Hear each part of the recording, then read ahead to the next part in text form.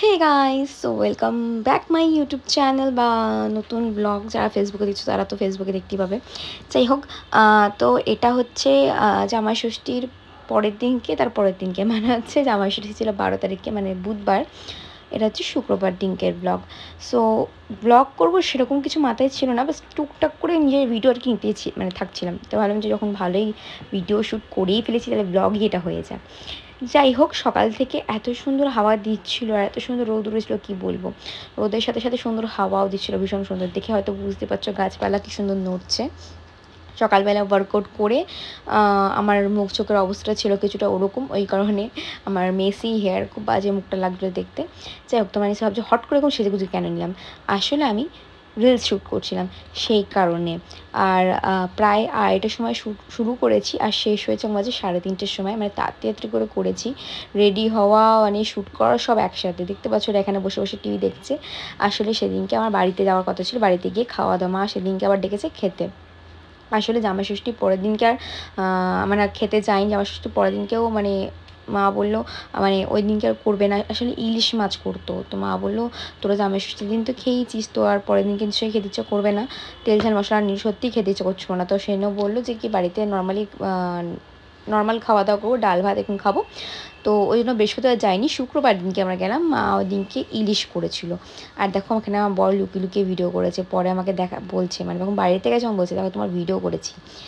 মানে আমাকে বলিনি, রোদ্দুরকে বলেছে। রোদ্দুর বলছে দেখ মামাম তোর ভিডিও করছিল পাপা লুকিয়ে লুকিয়ে।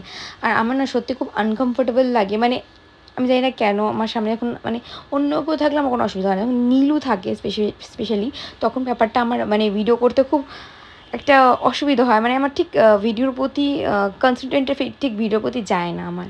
তো যাই হোক, তবুও অনেক করেছি, অনেকগুলো ভিডিওই বানিয়েছি। তোমরা হয়তো এতক্ষণ আমার রিলসের ভিডিওগুলো দেখেই নিয়েছো। আর ভাবো যে কি আমার বর জানে না যে আমি ভিডিও বানাই, একদমই ভুল জানো। দেখতেই পাচ্ছ এখন মানে সবুজ মানে কী বড়টা কি প্রুফস দেখতেই পাচ্ছ যে এখানে আমার বর বসে রয়েছে, আমার মানে ছেলে বসেও রয়েছে, আমি রিলস বানাচ্ছিলাম। তো আর আমার লুকিয়ে লুকিয়ে কখন ভিডিও করেছি আমি টেরই পাইনি, কীরকম অদ্ভুত। আর আমি কীরকম মানে বাজেভাবে রিলস বানাচ্ছি, পরে ভাবছি আমি কীরকম হাত পা নাচাচ্ছি পাগলের মতো। যাই হোক, এটা তো বাজে কথা বাদ দাও। যারা নেগেটিভ কমেন্টস করার তারা তো করবে, এর আগেও আমি বলেছি। কারণ তারা নেগেটিভিটি ছড়াতে ভীষণ ভালোবাসে, আর লোকের ভালো তো তারা দেখতেই পায় না। ওই জন্য তারা সহ্য করতে না পেরে কী করবে নেগেটিভ কমেন্টসই করি, তাতে যদি তার মুডটা অফ হয়ে যায় সেই কারণে। যাই হোক, তো নীলুর তো খিদে পেয়ে গেছে প্রচণ্ড জোরে, আর বলছে চলো চলো আর ভিডিও করতে হবে না। তো তারপরে আমি মেকআপ আর রিমুভ করি, জাস্ট ড্রেসটা চেঞ্জ করে চলে এসেছি। আর এখানে আমি ভেবেছিলাম না ওই বিড়ালটাকে, যেটা ভেবেছি ভাম বিড়াল, তারপরে দেখলাম না ভাম বিড়াল না, নর্মালি বিড়াল। ওই জন্যই শ্যুট করছিলাম। আর রাস্তায় এত রোদ, তার মধ্যে এত গরম, আইডিয়া করতে পারবে না।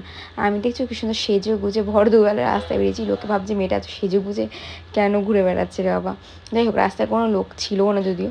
বাড়িতে এসে দেখি সানা এরকম ঘুরে বেড়াচ্ছে প্যারামিটারে চড়ে, কারণ ওর এখন এটাই হয়েছে যে ওকে একমাত্র এর মধ্যে রেখে একটু শান্তি পাওয়া যায়, নয়তো হামাগুড়ি দিয়ে সিঁড়িতে উঠে যায়, বাইরে চলে যায়, আর পড়ে যাওয়ার তো ভয় থাকেই। কারণ এখনও ঠিক করে দাঁড়াতে মানে ধরে ধরে দাঁড়াতে পারে, মানে নর্মালি তো আর হাত পাচ্ছে দাঁড়াতে পারে না, অতটাও হয়নি। ছোট বাচ্চা পারবে কি করে এত কিছু। তবুও যে মানে এত মানে এই বয়সে যে ওর এত বুদ্ধি আর এত তরবরে, তোমরা আইডিয়া করতে পারবে না, ওকে যতক্ষণ না দিতে হবে, ঠিক আছে। আর ভীষণ ও মানে ভীষণ কি বলবো, ভীষণ দুরন্ত, ভীষণ দুরন্ত। আর মানে এমনি না লোকজন ভীষণ ভালোবাসো, মানে তোমরা যে কেউ যাও, ও ভীষণ ভালোবাসে লোকজনের ব্যাপার। আর দেখো কি সুন্দর ফুকলি বুড়ি আমার দিকে তাকিয়ে তাকিয়ে হাসছে, এখানে ওর মামাও খেতে বসেছে, দিদি খাচ্ছে আর আমরাও চলে এসেছি। তারপরে মা তো সেদিনকে অনেক কিছু রান্না করেছিল, সেগুলোর ভিডিওতে তোলা হয়নি। মেইনলি ইলিশ মাছ ছিল, ইলিশ মাছ ভাজা, ইলিশ মাছের তেল দিয়ে মানে ইলিশ মাছ ভাজা রেখেছিলো, আর তেল সাথে মানে ইলিশ মাছ ভাজার তেল দিয়ে ভাত খেতে দিয়েছিলো।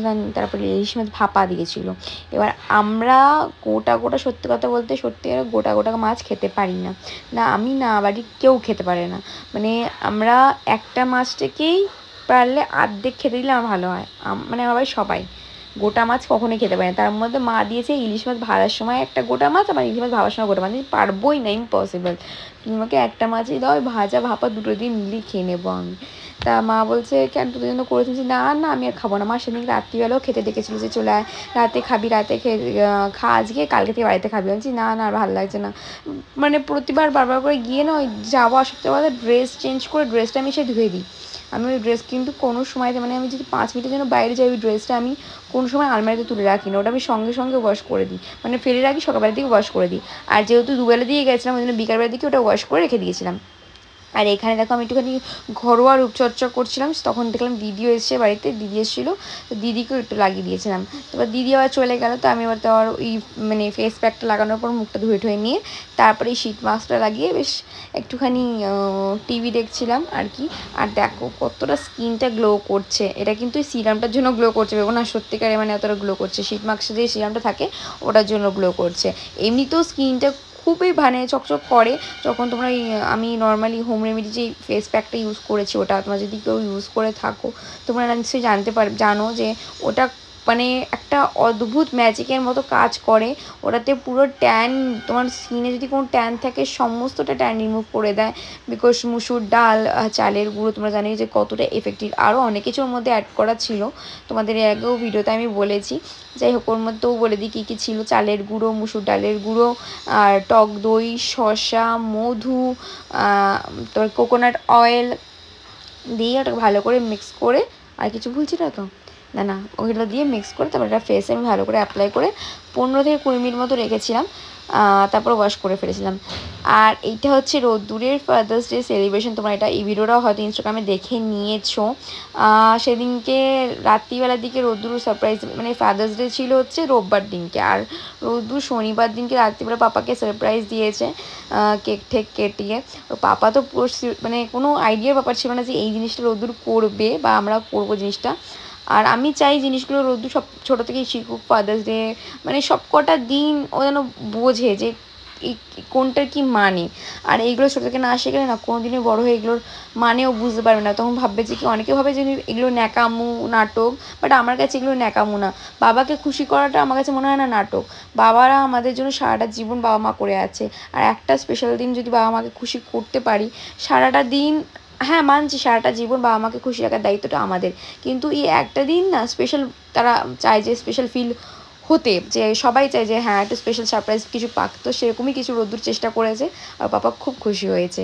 এই ব্লগে আমিও ছিলাম, আর আমিও কিন্তু ভিডিওর মধ্যে ছিলাম কেক কাটিংয়ের সময়, কেক খাওয়ানোর সময়। নীল আমাকে সবসময় ডেকেছে, রোদ্দুরও ডেকেছে, কিন্তু দুর্ভাগ্যবশত আমি এখন ভিডিওটা খুঁজে পাচ্ছি না। ভিডিওটা মানে এর আগে স্টোরেজ ফুল হয়ে গেছিলো বলে অনেকগুলো ভিডিও আমি ডিলিট করেছি, তো আমার মনে হয় তার মধ্যে ওই ভিডিওটা ছিল, ওই ভিডিওটাও ডিলিট হয়ে গেছে।